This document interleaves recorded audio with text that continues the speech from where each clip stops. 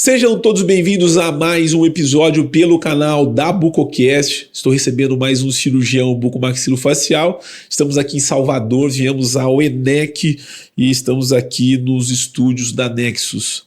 É um prazer imenso poder falar com este grande amigo que já tive a oportunidade no Cobrac em Belém, fazer uma entrevista com ele, lá no stand da Artfix. Eu estou recebendo o professor Dr. Sérgio Olatti. Meu amigo, um prazer imenso poder recebê-lo aqui no canal da Bucocast, a essa oportunidade que os congressos nos dá de poder encontrar, fazer esse bate-papo. Seja bem-vindo ao nosso canal. Muchas gracias por la invitación. Yo no sé si sale mejor hablar portugués o español. Yo creo que lo vamos a hacer en portugués.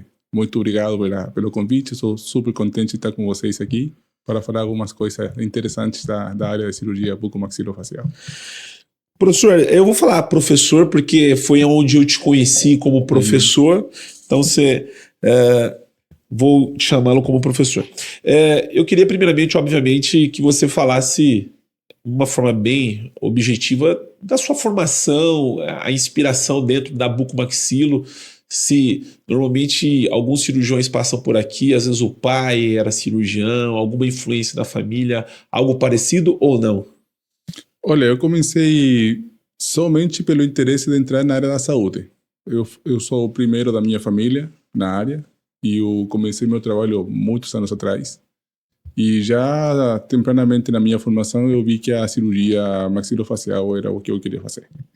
E aí corri atrás de conhecer como que era a especialidade, onde que era feita e o que eu precisava fazer. Mas também eu conheci o caminho da pesquisa, eu conheci a ciência e acho que a parte científica da nossa especialidade também é muito importante. Então eu procurei sempre trabalhar nas duas áreas, tanto a parte de pesquisa como a parte cirúrgica mesmo. Hoje você está como professor lá na FOP, que é onde nós, na nossa terra, nossa cidade lá, faz parte da gestão ali, da administração do serviço de bucomaxilo. Essa área da acadêmica, ela surgiu de acordo com a sua caminhada na bucomaxilo ou na formação você já buscava ser um professor, estar à frente de um serviço? Como que foi isso? Quando eu comecei a minha formação, eu procurei ser especialista na área, mas também pesquisador, e isso a gente conseguiu fazendo um doutorado, né? Aí eu fiz o doutorado na FOP Unicamp alguns anos atrás, logo voltei no Chile, trabalhei no Chile por 14 anos, desenvolvendo a área com uma equipe importante, grandes amigos que eu tenho aí ainda, e atualmente comecei a trabalhar como professor na FOP Unicamp. Foi um caminho que a gente escolheu, que eu tive a oportunidade de iniciar agora. A FOP Unicamp hoje está com 5 professores, todos eles muito importantes na área, e para mim é um orgulho enorme trabalhar junto com eles. Nós vamos falar de cirurgia ortognática, cirurgias de ATM, e o que eu acho que tem muito ficado em vogue nesses últimos dias é a questão da inovação e tecnologia. Então a gente vai abordar esses dois temas e dentro dessa área. Falando da parte científica, nós tivemos um congresso recente na USP em São Paulo, e o tema desse congresso era área científica versus experiência clínica. Eu acho que para o aluno de formação, para um cirurgião, ele precisa ter nas duas balanças, né? A parte científica e a experiência clínica.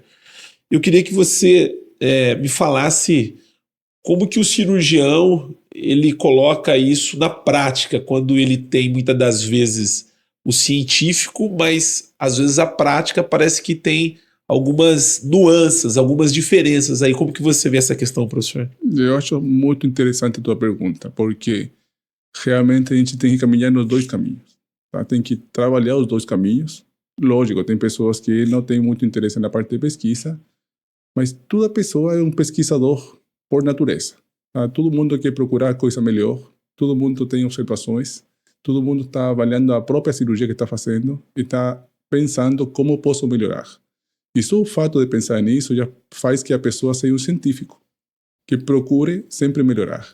Porque você vai precisar método científico para entender isso, você vai precisar avaliar algumas variáveis que estão acontecendo e entender quais que são as variáveis que podem influenciar no teu sucesso ou não ter insucesso numa cirurgia. Então, o cirurgião sempre vai ser um pesquisador, só que alguns deles vão evoluir também para desenvolvimento muito importante de pesquisa, com paper, tá? Como produto da ciência, mas também outros vão ser mais cirurgiões, mais clínicos, porém conhecendo como a ciência está desenvolvendo também na área. Em algum momento você deixou a ciência de lado em algum procedimento e usou a sua experiência clínica? Isso é comum de acontecer? Ou com você, como que você dosa isso e se você já fez isso? Tá certo. A experiência eu acho muito importante em cirurgia, tá? A experiência é importante na vida, tá? Muitas boas escolhas vêm de complicações do passado, tá? E essas complicações fazem que a gente aprenda e a experiência vai evoluindo com isso também. Então, a experiência no cirurgião é muito importante. E com certeza a cirurgia que eu fazia 15 anos atrás é bem diferente da que eu faço hoje, por causa disso, da evolução na parte da inovação e da tecnologia, mas também pela inovação, a evolução na experiência, tá? E eu acho que a experiência é muito importante. Falando sobre cirurgia ortognática, a gente tem passado por algumas etapas de evolução nesses últimos anos. O que você o que você viu de mais importante na questão de tecnologia e evolução que você fala assim, cara, mudou a cirurgia ortognática? No sentido de tecnologia, no seu ponto de vista, o que você viu nesses últimos anos? Eu acho que eu tenho a sorte de acompanhar muitos dos processos dos últimos 15 anos. Eu sempre gostei de história. É um prazer para mim ler livro de história, tá? E na cirurgia nós temos muita história. Então a gente não pode esquecer o que foi feito no passado. A importância dos cirurgiões que evoluíram também no passado para desenvolver o que a gente faz hoje, tá? Mas nos últimos 20 anos, eu acho que a força do planejamento virtual e atualmente a força que está tendo a inteligência artificial são pontos super importantes no desenvolvimento da cirurgia ortognática.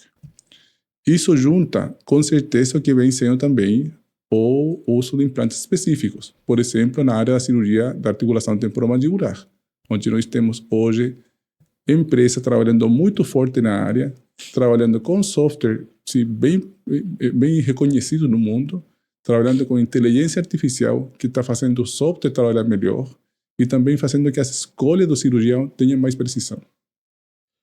Você falou do planejamento virtual, a gente tem, eu não sei no Chile, mas no Brasil a gente tem o cirurgião que ele não domina o planejamento e esse planejamento ele é feito por um engenheiro. E uma vez eu estava entrevistando um colega e ele disse assim, o cirurgião ele não precisa saber fazer, ele precisa entender o planejamento. Você compartilha desta frase ou você entende que ele precisa saber fazer também? Eu acredito que o cirurgião tem que saber fazer, mas não para manter-se fazendo isso o tempo todo, tá? Eu penso que a gente tem que trabalhar em equipe. Uma equipe é importante não só na cirurgia, mas também no planejamento e no que é feito depois da cirurgia, tá? Acompanhamento com fisioterapia, por exemplo, a questão do engenheiro trabalhar fortemente com o cirurgião também, eu acredito que hoje é mais importante do que foi antes, tá? A parte da equipe de trabalho é muito importante porque o conhecimento das pessoas também vai aumentando. A tecnologia e a inovação nas diferentes áreas vai aumentando. Eu, como cirurgião, tenho que saber fazer a parte básica do que faz um fisioterapeuta, tá? Mas eu físio o responsável de fazer o tratamento, porque ele vai conhecer a coisa mais avançada, a situação mais avançada que tem na área. Na parte da engenharia é a mesma situação. Eu acredito que o cirurgião tem que entender, tem que saber, tem que fazer, tá? Mas o engenheiro tem uma participação super importante também no processo. Quando você fala de planejamento virtual para cirurgia ortognática, o que eu escuto os colegas dizendo que ele tem um lado vilão do planejamento, que é a questão dos tecidos mole, né? Aquela questão de você planejar, mas porém na cirurgia você pode ser pego por essa questão. Você compartilha dessa mesma experiência, que esse é um fator que dificulta no planejamento, e se aí entra a questão da experiência clínica do cirurgião estar na cirurgia e às vezes o planejamento mostrou algo para ele e ali ele precisa ter uma tomada de decisão por questões de milímetros. Como que você vê essa questão do planejamento nesse sentido? Essa pergunta, acho que hoje é a chave das opções e do futuro que a gente tem que olhar na parte do planejamento virtual. Porque a nossa pesquisa que vem sendo feita pelos últimos quase 10 anos na linha de tecidos mole da face, que logicamente também vai na linha de cirurgia estética da face, tá? Mas na parte do planejamento virtual, a gente tem no mínimo hoje uns 8, 9 pesquisas publicadas avaliando como que faz o comportamento do software para trabalhar os tecidos mole da face. E infelizmente, a última publicação nossa, que foi de alguns meses atrás, fala também que não temos 100% de reprodutibilidade entre o tecido mole do software e o que realmente acontece com o paciente. Tá? É uma situação complexa, porque vai depender de muitas outras situações, tipo como variáveis que a gente coloca para fazer as pesquisas, onde que são feitas as avaliações, o software está sendo feito nos Estados Unidos, por exemplo, quais são os pacientes que têm avaliação para esse software. Então, temos hoje muitas dificuldades para entender de boa forma o que está acontecendo com o tecido mole da face no planejamento virtual. Esse é o motivo principal para colocar a parte da experiência e do conhecimento dos nossos casos, dos nossos pacientes, no entendimento de como vai evoluir a cirurgia que eu estou fazendo. Tá? Então, novamente, a experiência é importante porque temos respostas científicas que ainda não são bem sucedidas, mas eu penso que o futuro vai permitir que essa questão tenha solução. Eu penso que nos próximos anos a gente vai ter evolução com o software e vai melhorar o entendimento do tecido mole com relação à cirurgia ortognática ou outra cirurgia da face que a gente for fazer. Para não ser traído por essa questão dos tecidos mole no planejamento, você acredita que isso é quantidade? Quanto mais você operar, mais você vai aprendendo e vai entendendo com relação à questão dos tecidos mole? Sim, o tecido mole também tem relação com qual que é o paciente que eu estou operando. Eu falo que a gente tem que personalizar a cirurgia. A situação de personalização não sempre é o fato de fazer uma placa assim customizada. É o fato de entender um paciente com uma situação única. O paciente que tem 2 metros de altura é diferente de um paciente que tem 1,50 m. O índice de massa corporal em pacientes também é diferente a situação que vai acontecer com tecidos mole da face. Qual que é a técnica cirúrgica você vai trabalhar nesse paciente também? Tem paciente que vai precisar um tipo de osteotomia. Então, a gente tem que ser muito personalizado na orientação da técnica cirúrgica para os pacientes. E por isso, tudo que a situação da evolução do software, do planejamento virtual e do treinamento dos cirurgiões tem que ir nessa linha de entender o paciente como uma pessoa individual.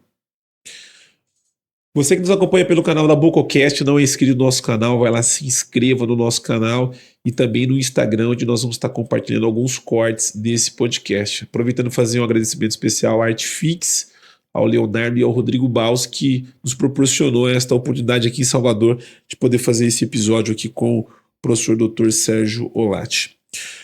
Professor, em um outro episódio eu tive a oportunidade de ouvir um cirurgião falando sobre essa questão da inteligência artificial. E esse é a bola da vez, vamos dizer assim, é um momento, do modo geral, da tecnologia, a inteligência artificial. Ele falava sobre os cuidados de você, falando assim, desse aluno que está buscando a formação rápida, que não quer passar por etapas e às vezes acabar entregando, né, muitas das vezes abrindo mão do estudo, contando muito com a inteligência artificial, né? Eu queria que você falasse sobre esse cenário, se você vê qual é o lado, se existe um lado negativo pensando na bucomaxilo com a inteligência artificial e obviamente os benefícios que ela pode nos favorecer com relação a isso. Muito interessante a pergunta e a posição a respeito de qual que é a realidade hoje da inteligência artificial na nossa especialidade. Eu tenho uma visão super positiva do futuro da nossa especialidade com a inteligência artificial. Tá? Tem pessoas que não gostam muito, eu até posso concordar com algumas dúvidas, respeito do uso da IA em cirurgia, porém, eu penso que o desenvolvimento de ferramentas vão permitir que a nossa cirurgia tenha mais precisão. E os erros vão diminuir, tá? Porque as complicações são normais na nossa prática, as complicações existem, e existem possivelmente porque nós temos variáveis que a gente não consegue avaliar da forma certa ainda. Então, eu penso que a inteligência artificial vai nos ajudar muito com essa situação. Vai ter pessoas que vão usar com objetivos possivelmente não muito acadêmicos, ou que vão usar para possivelmente tentar que um processo cirúrgico não seja do jeito certo. É possível. Mas a gente tem pessoas que fazem coisas erradas sempre, tá? No mundo inteiro. Na cirurgia também. Só que o fato de a gente usar a IA vai permitir que aquelas situações também tenham melhores soluções.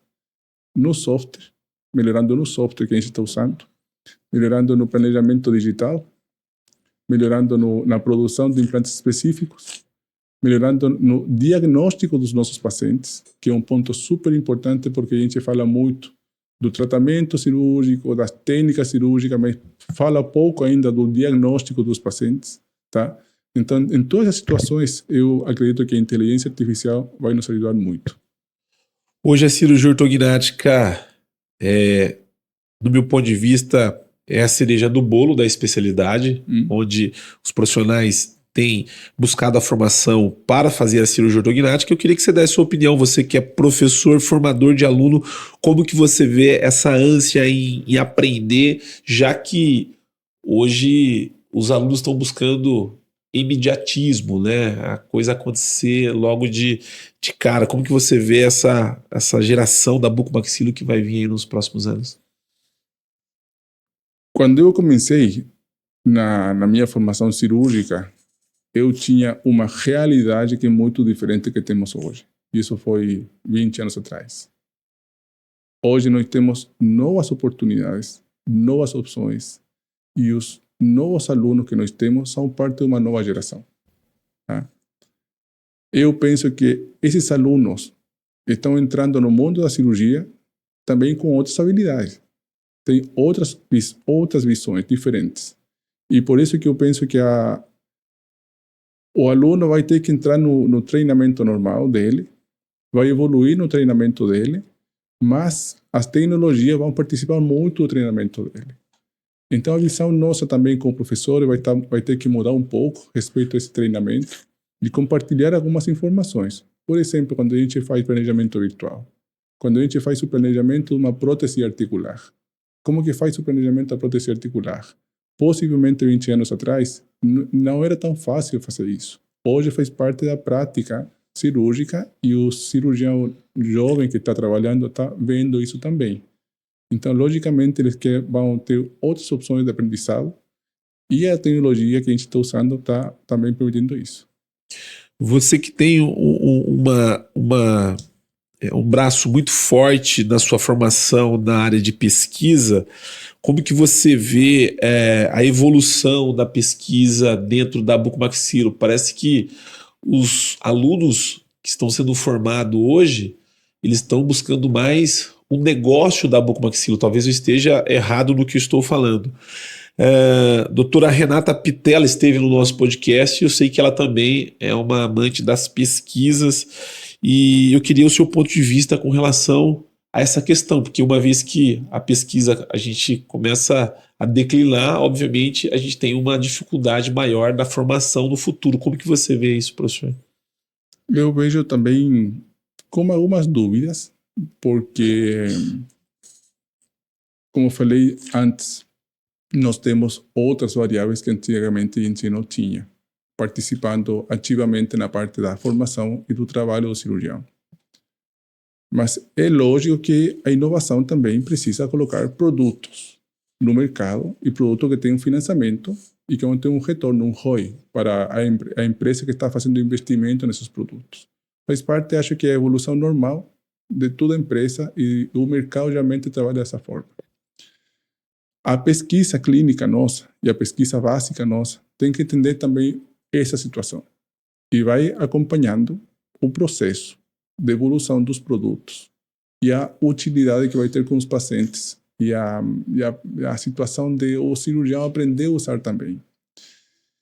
Então, eu acho que a parte comercial é uma parte que existe hoje, que hoje possivelmente é mais nítida para os cirurgiões do que foi no passado.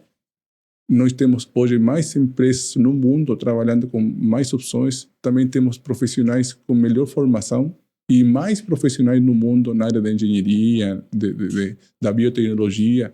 E eles estão contribuindo também com novas empresas. Então, acho que a diversificação das opções está ajudando muito com isso. E a pesquisa é a parte fundamental para o desenvolvimento positivo da humanidade e, com certeza, da parte cirúrgica. Quando você fala de inovação, tecnologia, eu vejo também a questão das novas técnicas, né, dentro dos procedimentos cirúrgicos. E a gente vê que tem surgido novas técnicas dentro da bucomaxilo e alguns colegas têm criticado porque são técnicas que muitas das vezes elas não passaram pelo tempo da pesquisa, da qual eles entendem que é importante para você inserir uma nova técnica. Como que você avalia essa questão de técnica X, Y, Z? Se hoje essas técnicas, elas têm, do seu ponto de vista, passado pelos princípios, pelas etapas, até onde você diga assim, olha, essa é uma técnica nova, falando da cirurgia bucomaxilofacial.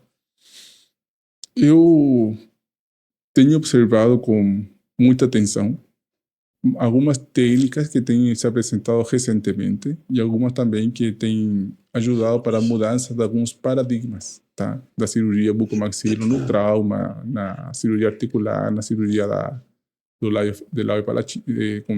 com fissura lábio-palatal e também, com certeza, na cirurgia ortonática. As técnicas têm ajudado muito para melhorar alguns resultados, tá?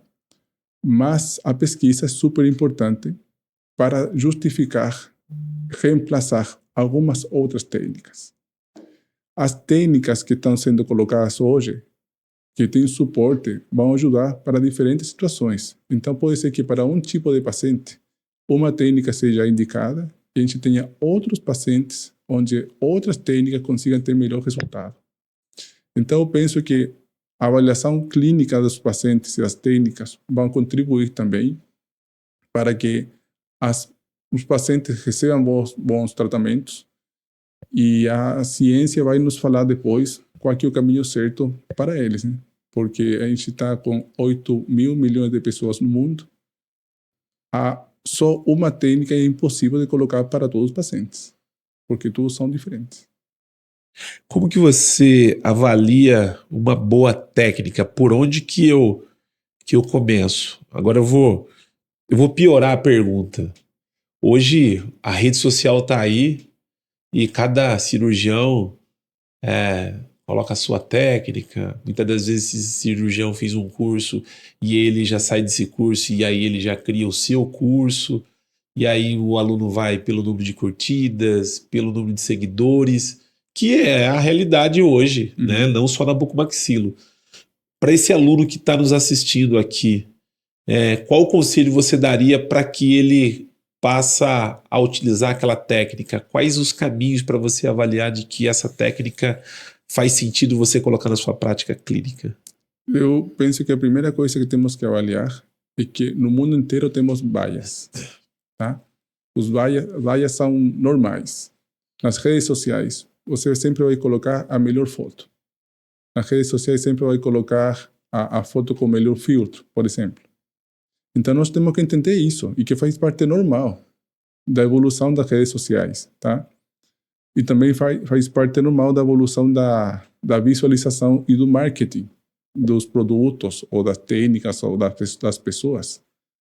Então, o cirurgião que está começando na sua carreira tem que observar imagem com a avaliação também do bias que vai ter essas imagens.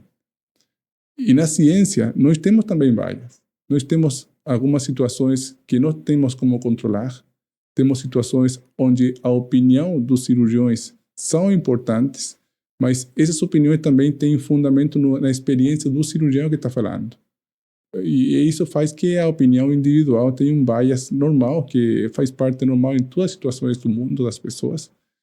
E acredito que esse é um ponto super importante para o cirurgião novo que está trabalhando hoje e também para o cirurgião experiente entender e colocar na avaliação das técnicas que ele vai escolher.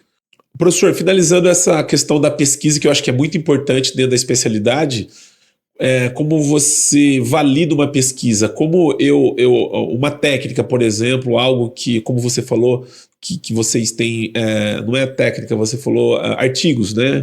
Precisa estar numa boa revista, isso, como que você valida isso? Tem que estar dentro de uma boa universidade?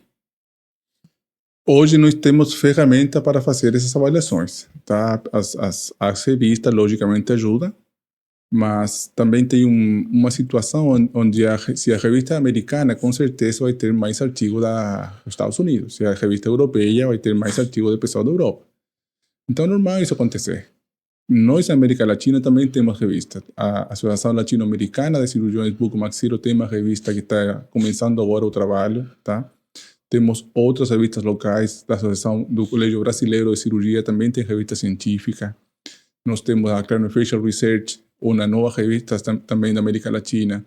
Então, nós temos também opções para divulgar e fortalecer também o trabalho dos pesquisadores, cirurgiões, que estão em universidades que possivelmente não vão ter um financiamento muito importante para trabalhar na pesquisa, e por causa disso o volume de estrutura dessa pesquisa pode que não seja muito forte e vai ser muito difícil chegar em revistas muito importantes. Então nós temos também essas opções hoje, e o cirurgião que está estudando as técnicas vai reconhecer nessas opções boas estratégias para aprender novas técnicas. Falando ainda de cirurgia ortognática, falando sobre evolução e, enfim, técnica e pesquisa, eu tenho que te perguntar sobre a cirurgia ortognática minimamente invasiva, né? Porque dentro dos congressos brasileiros, eu não sei, nos congressos internacionais, se a cirurgia ortognática minimamente invasiva tem sido tema de congressos e de palestras. Como que você vê a técnica, né? Que entendo que é uma evolução da cirurgia ortognática, com relação à minimamente invasiva?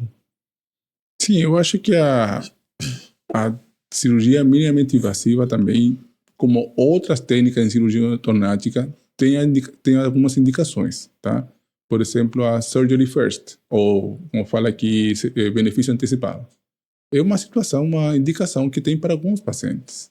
Para outros pacientes, nós temos a indicação de cirurgia ortognática conjunto com rinoplastia, por exemplo. É outra indicação para alguns pacientes.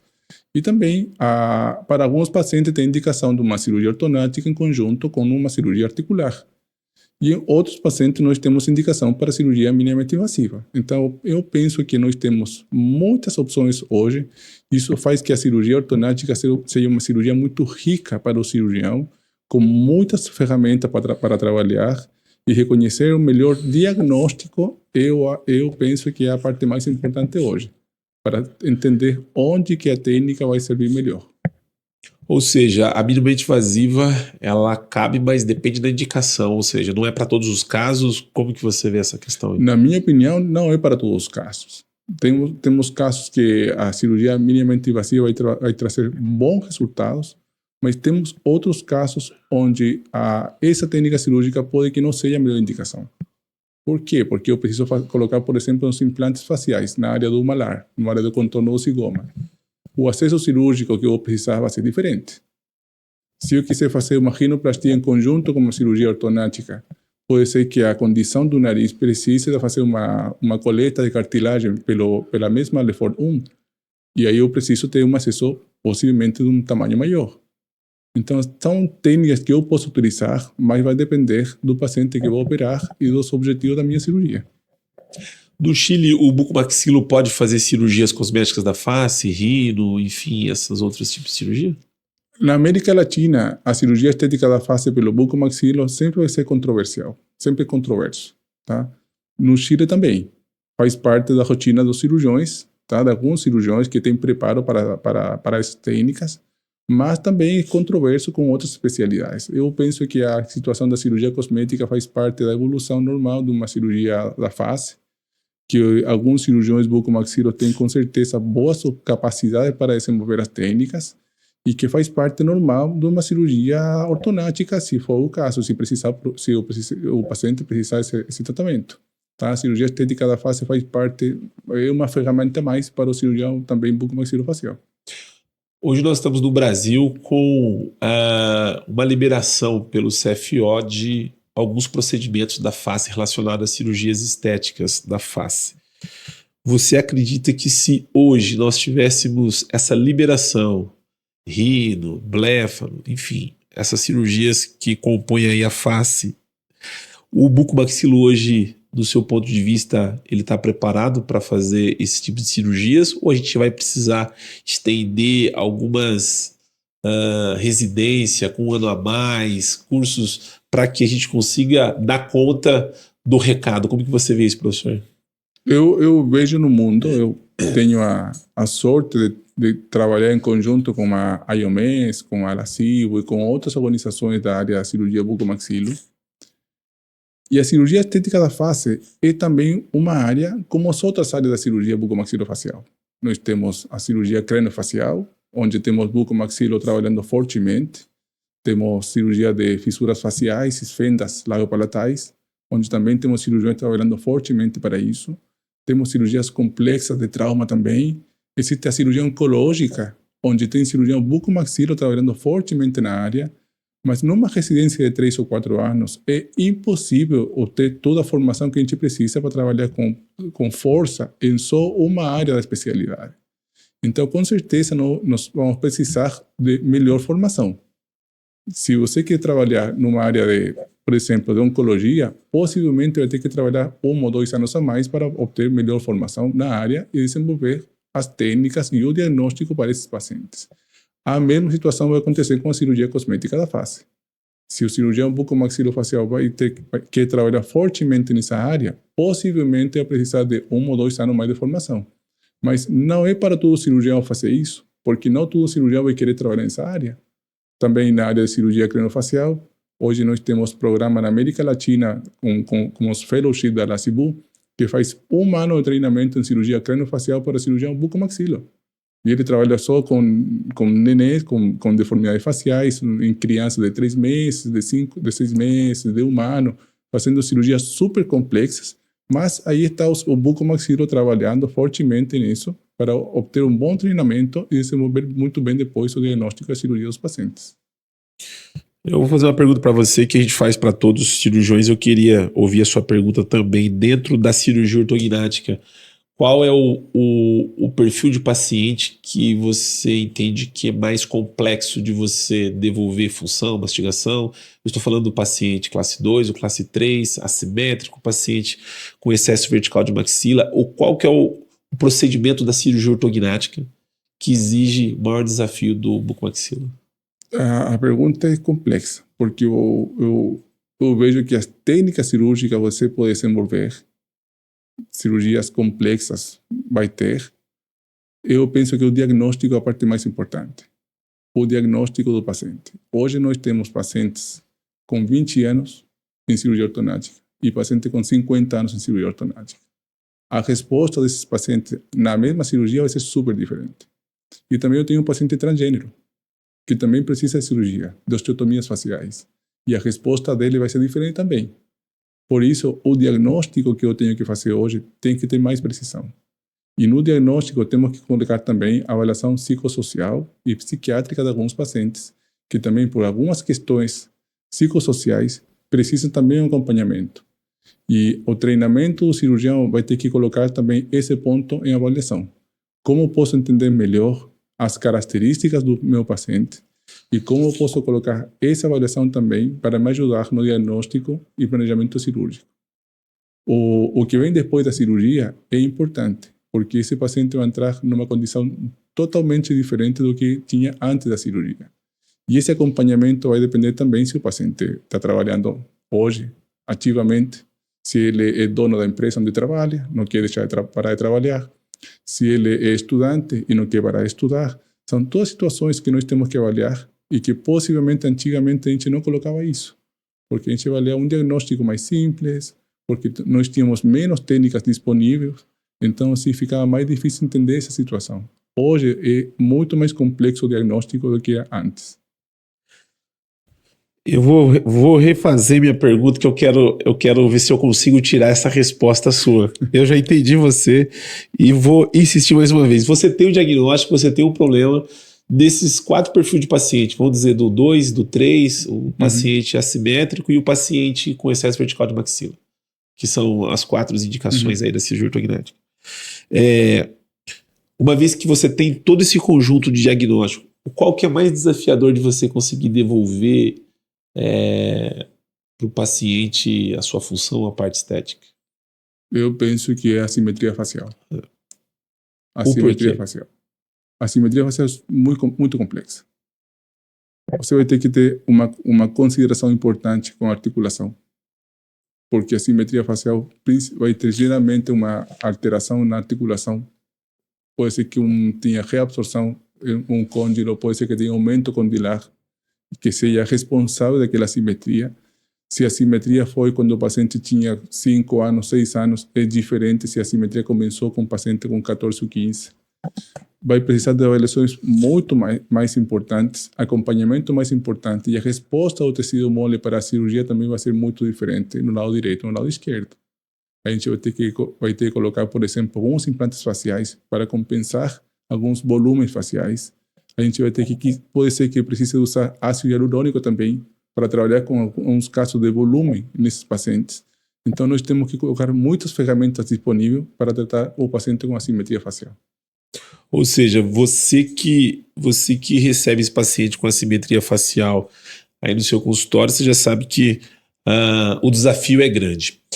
Quero fazer um agradecimento especial aqui à Artfix, né, que nos deu a oportunidade de poder realizar esse podcast aqui em Salvador durante o ENEC, né, o 14º encontro aqui organizado pelo Colégio Brasileiro, e ao Leonardo Baus e ao Rodrigo Baus, que está nos apoiando nesse podcast. Você que ainda não é inscrito no nosso canal, vai lá, se inscreva também, e o Instagram, onde nós vamos estar compartilhando alguns cortes desse episódio. Professor, falando de evolução e tecnologia da cirurgia bucomaxilofacial, eu não sei se você concorda comigo. Há 10 anos atrás, quando eu entrei na especialidade, que comecei a trabalhar nessa área de comunicação, se falava muito pouco em cirurgia ortognática para paciente com apneia do sono. Se eu estiver errado, você me corrige. De uns anos para cá, nos últimos 5 anos, se fala muito mais em cirurgia ortognática, indicação um paciente para apneia do sono. Ok, me corrija se eu estiver errado, mas há 10 anos atrás se falava muito pouco.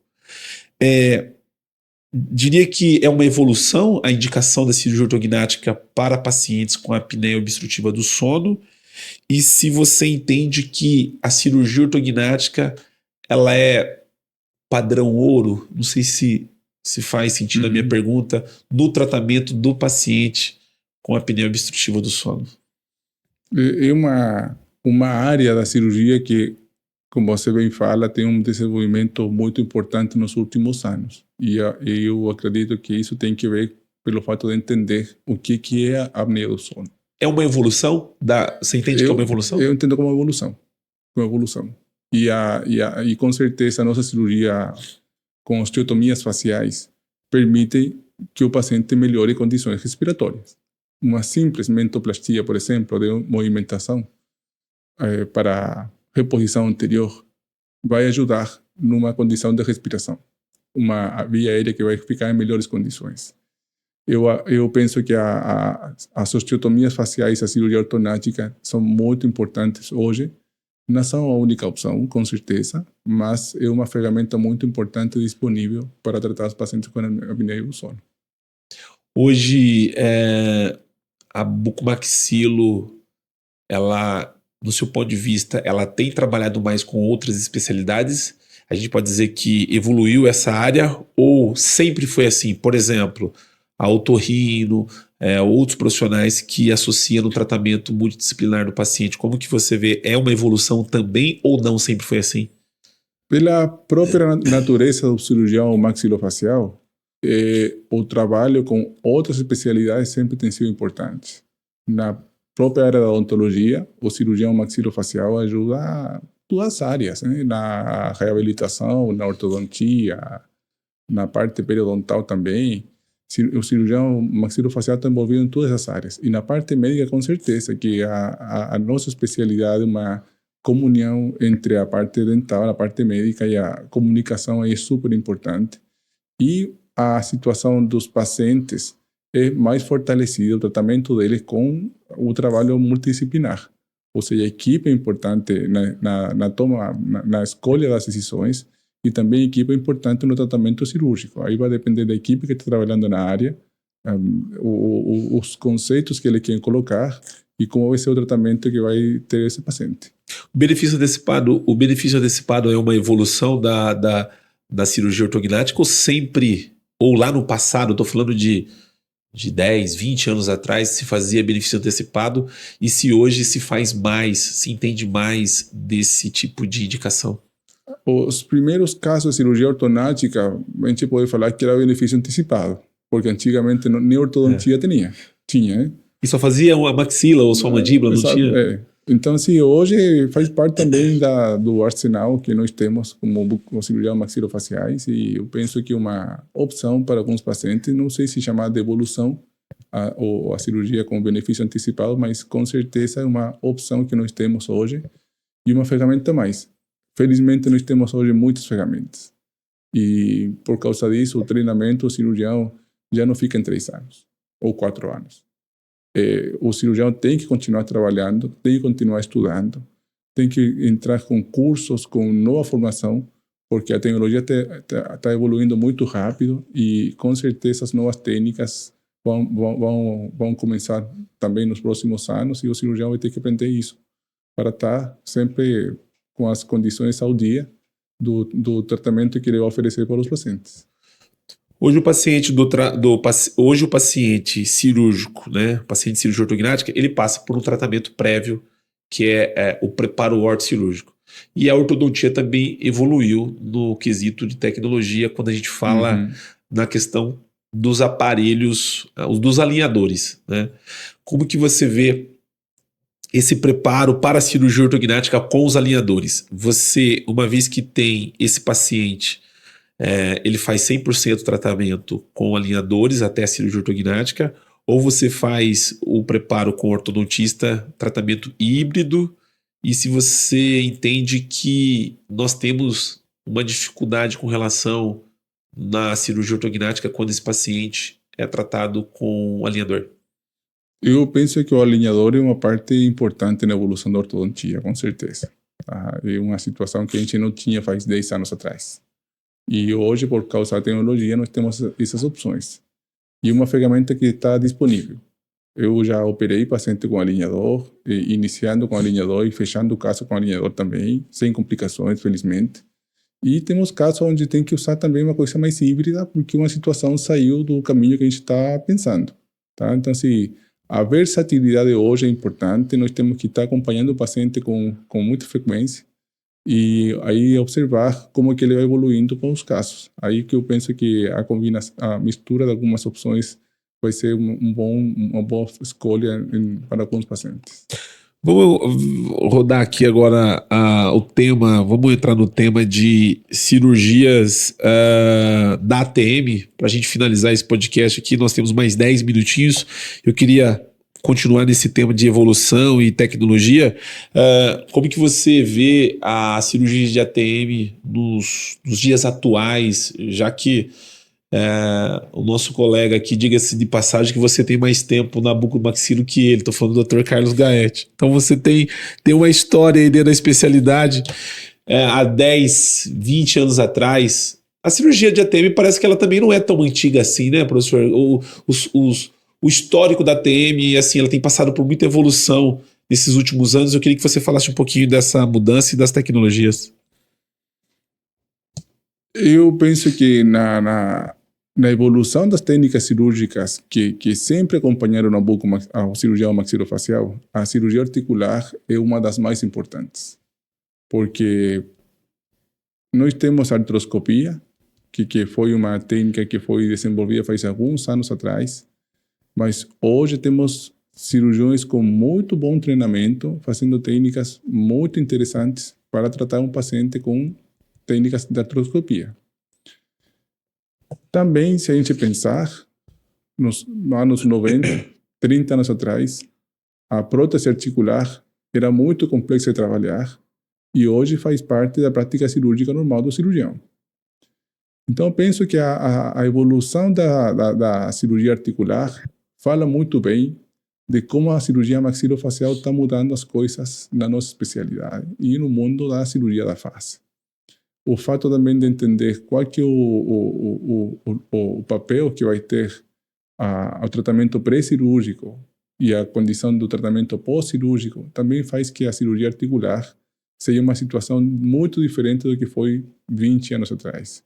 Então, essa evolução vai permitir que o cirurgião tenha mais ferramentas para tratar um paciente com doença temporomandibular. No caso das próteses articulares, por exemplo, hoje nós temos planejamento virtual, cirurgia customizada, totalmente para o paciente. O paciente entra em uma cirurgia, faz a cirurgia articular com prótese, faz a cirurgia ortognática no mesmo tempo cirúrgico e ainda pode combinar com alguma cirurgia cosmética da face. Um tratamento que vai demorar 5, 6 horas de cirurgia.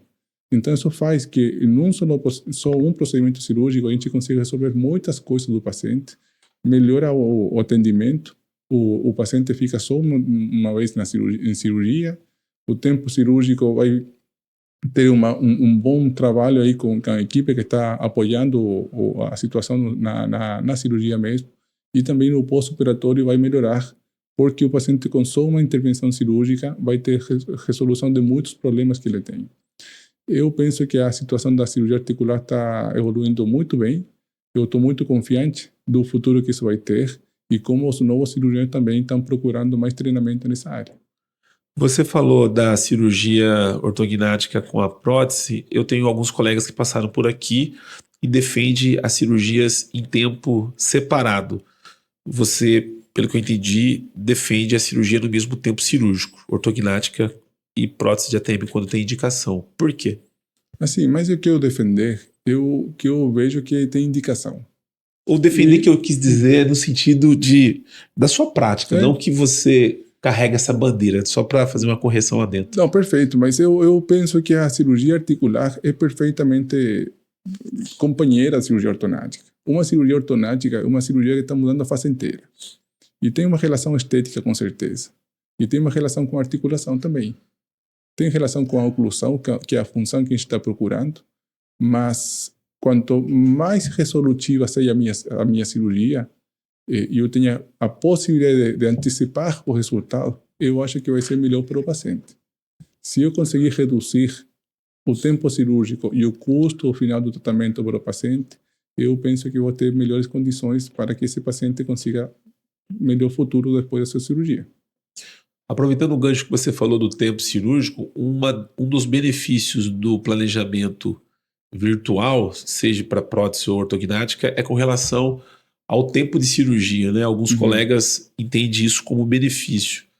Você entende isso também e entende que é importante o tempo cirúrgico em ambos a cirurgia, seja na prótese ou na cirurgia ortognática, ou para você é independente do tempo, como vai terminar, vamos dizer assim? Porque alguns colegas dizem assim, olha, eu faço uma cirurgia ortognática de maxila-mandibulamento em 2 horas e carrega uma bandeira de que o tempo é um fator para ele, né, importante. Alguns colegas dizem, olha, eu faço em 4 horas.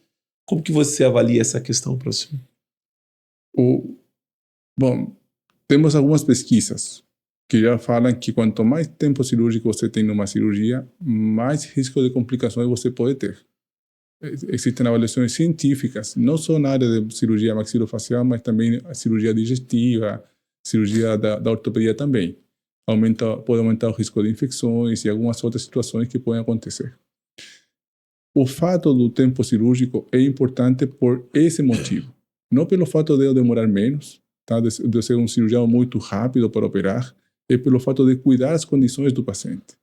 Então, se eu estou começando a operar na minha carreira como cirurgião, e eu vou começar com cirurgia ortognática e vou demorar 4 ou 5 horas, não vou colocar outros procedimentos no mesmo tempo cirúrgico, porque vou trazer algumas potenciais complicações e riscos para o meu paciente, para a equipe cirúrgica e para todo mundo que está envolvido na cirurgia.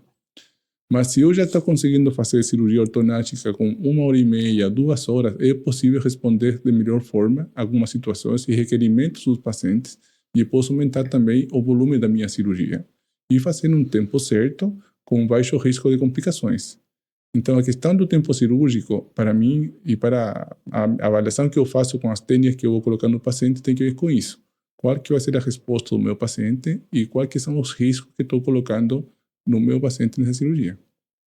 É muito importante isso, né? A gente tem alguns colegas que falam sobre a questão do tempo, mas a grande maioria conclui que é importante o tempo, nesse sentido que você falou, mas que no final o paciente tem que estar satisfeito com a cirurgia, e acho que acaba nisso, né? A importância do resultado final.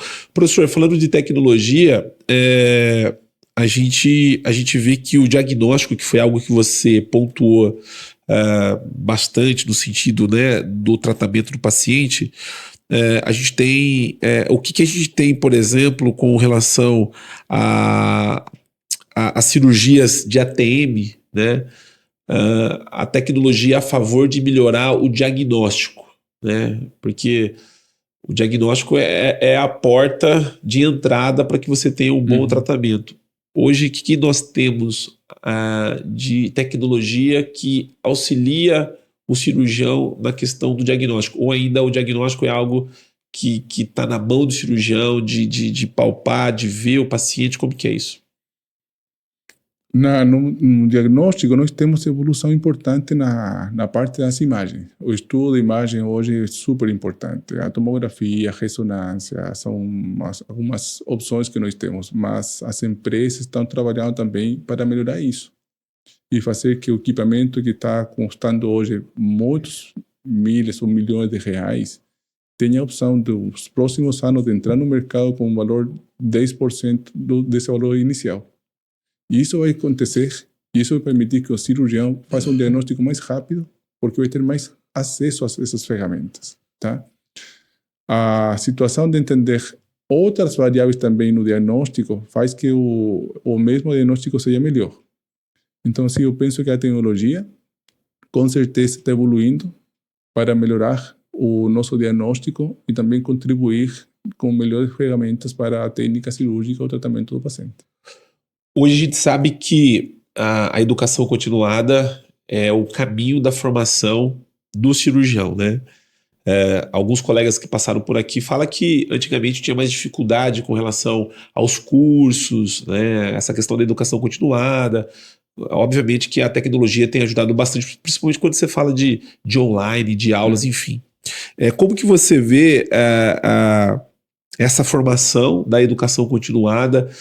Você é o cara do livro, você ainda gosta do papel, ou você é 100% digital? Como que você vê essa questão dos estudos? Olha, eu adoro papel. Adoro ler o livro, eu tenho minha biblioteca em casa e eu gosto muito de ler. Mas também eu gosto de ler livro digital, porque faz uma situação de me ajudar em qualquer lugar onde eu estou. E a aula online, com certeza, é uma situação que vai nos permitir melhorar nosso aprendizado sempre, né? Porque que a aula online já é um fato que está conosco.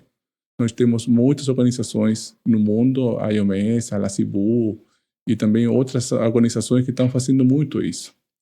Eu penso que essa é uma boa opção para trabalhar, mas se você vai querer fazer uma formação mais específica numa área, você tem que procurar um currículo nessa formação.